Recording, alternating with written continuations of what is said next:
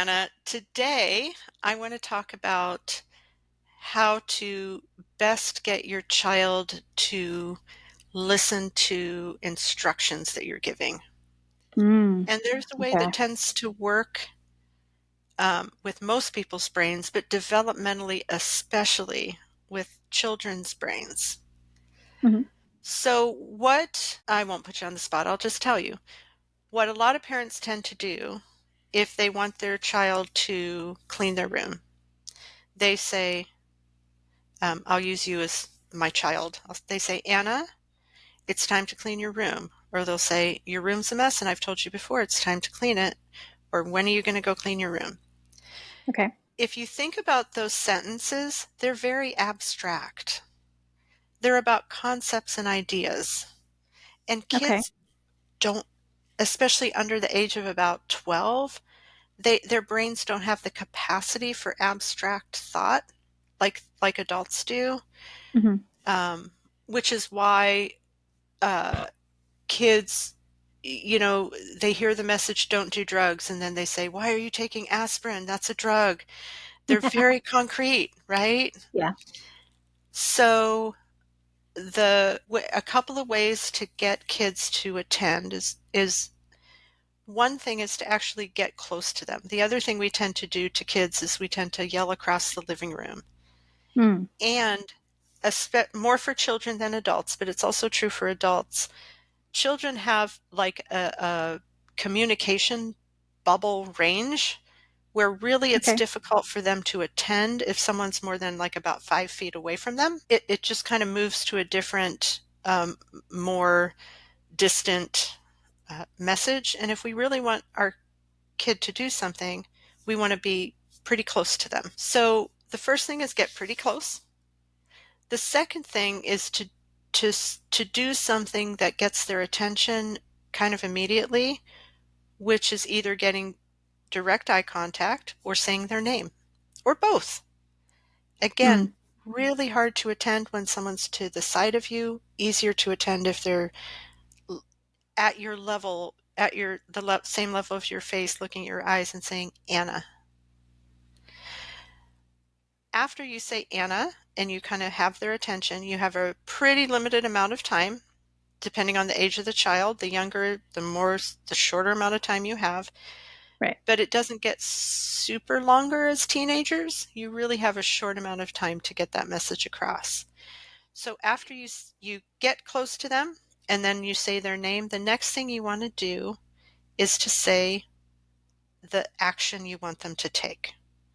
Not a big long sentence, but you start with the action you want them to take, which might be bring, might be pick up, might Mm. be uh, go, even go to the living room and get your homework.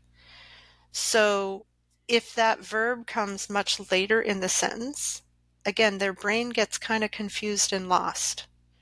Okay. It's kind of like the difference between English and most other languages.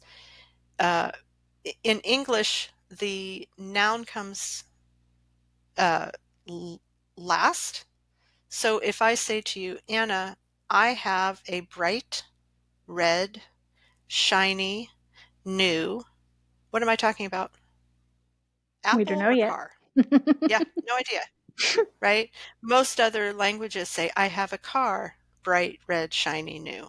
And then we know Mm. where to put that bright, red, shiny, new. Whereas if I say, before I say apple, if I say, I have a bright, red, shiny, new, your brain doesn't know where to kind of put that on an apple Yeah. or a car or a leather jacket or a pair of shoes or a house.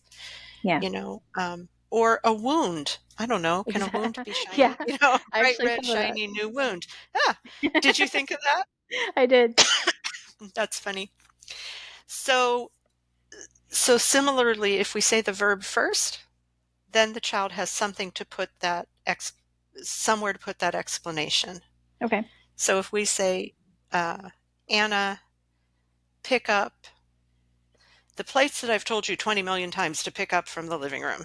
But if we say, I've told you 20 million times to, child doesn't know where to put that until we say pick up those plates. Mm. Okay. So um, And this works best when we're truly trying to get that child's attention. Yeah. This isn't a conversation, this is a directive. Okay. We can have a Yeah. conversation about it later, but as a directive, I've told you 100 times that 7 o'clock is your bedtime, you need to put on your pajamas, is much more difficult for a child to track than, Anna, put on your pajamas. As we've discussed, 7 o'clock is your bedtime and it's time to put on your pajamas. Okay. So if we start with that name, getting close, then that name, then an action, and then the whatever explanation you want to put later, because you've already probably lost the majority of their attention by that point anyway, Yeah. you want to get the important stuff in first. This kind of reminds me of my college courses I took about writing for media, Mm, mm-hmm. particularly for newspaper, because you have very limited time to grab people's attention and communicate the information. You have a limited Yeah. space, actually, is really the trouble with Mhm. newspaper. Um, it makes me, as you What's a were, newspaper? as you were explaining that, though, I was picturing my professor in my head who I brought in my news report for the newspaper, and he sets it down and he takes a pen and he goes, all of those words are needless. Those words are needless. Those words are needless. And Uh-huh. he's like, this Yep. sentence that was this long now became this big. Yeah. Very small. Yeah. And so that's what And my brain was yeah, doing as you're yeah.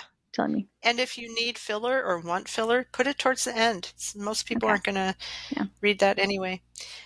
I've learned in writing reports for other professionals and as a counselor, like reports for doctors or agencies or Mm-hmm. other counselors, is to um, bullet point literally Mm-hmm. the points that are important and then put the narrative underneath that bullet point. If they get that bullet point and want more information, it's there, Yeah, but they don't have to search for the topic sentence. definitely. And that's what we want. We want that topic sentence to come out, and then the other stuff, if they want it or need it or want to have that conversation, or you want to have that conversation, or get out some frustration. I've told you that before, again and again. Do it after you get that topic sentence or that bullet point Gotcha. information out there. So I just said give them an action word. Mm-hmm. The other way to do this, that's actually even shorter, is to literally say one word. And again, most things we tell adults to do, well, most things we tell adults to do, that's considered a Freudian slip. Most things we tell children to do, we've told them to do before. There's Yeah, not much they haven't heard before. right. So if the issue is picking up their backpack off of the living room floor, we can say, get close to them, say, Anna, pick up your backpack that's in the living room that isn't supposed to be in the living room, as long as we want after those Mm-hmm. two words because they're not listening anyway. The other thing we can do is Anna, backpack. Mm-hmm. Anna, backpack. Or just backpack, backpack, Mm-hmm. backpack.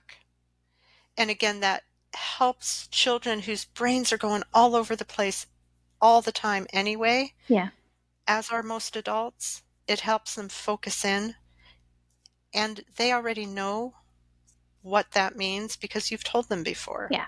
Or Anna, bedtime, or Anna, pajamas. Mm-hmm. Anna, pajamas. No, but I'm playing this game in pajamas. But you said I could stay up to pajamas. Yeah. Why are you always in pajamas? And it doesn't actually take very long for people to come around to your way of thinking. It doesn't give them anything to grab onto to fight about, or it gives them very little to Mm-hmm. grab onto to fight about Mm-hmm. if you stick with a very short Anna pickup or Anna backpack. Yeah. And this strategy, oddly enough, actually works well with adults, even in real intense situations, in arguments. If you say if if a stranger comes up to you and starts yelling at you on the street, and you say, "Please Mm-hmm. back up, please back up, please," they will, after 3 or 4 times, they just kind of comply. Hmm. If you say back up and then they don't back up and you say, you're yelling at me and that's really scaring me, or then they can still keep arguing. But if you stick with that one short thing, a verb or a noun, back up, sit down, lower your voice, just real short, Mhm. and not deviate from that. Mhm. In a lot of situations, I think it helps people focus. And that angry person or why ever they're yelling at you is so focused on their anger that they can't focus on anything else. And if you just kind of say, back up, back up, lower your voice, pick one, don't go Mhm. back and forth, but Yeah. just pick that one thing. And with most situations, you pick the thing that sticks out the most. So if you're trying to get your child to go to bed, which is like a 17-step process, Right. right? You start with the first one, the big one, you know, put the video game down, Mhm. walk to your bedroom, or walk, walk, walk, Pajamas. and then pajamas, right? So you start with the most pressing one or the one that's the most noticeable, Mm. and you just move on from there.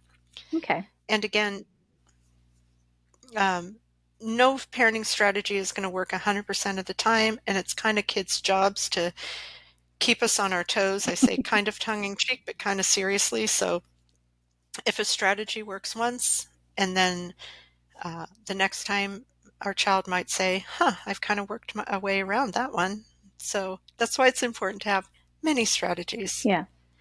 But I like the strategy of getting close to the child, saying their name, and then either a verb with a bigger, longer explanation if you need it. Mm. If you don't need that bigger, longer explanation to explain to them what to do because you've told them before, which you probably have, then it's just getting close to them. Anna, shoes. Yeah. Anna, shoes. Shoes. Yeah.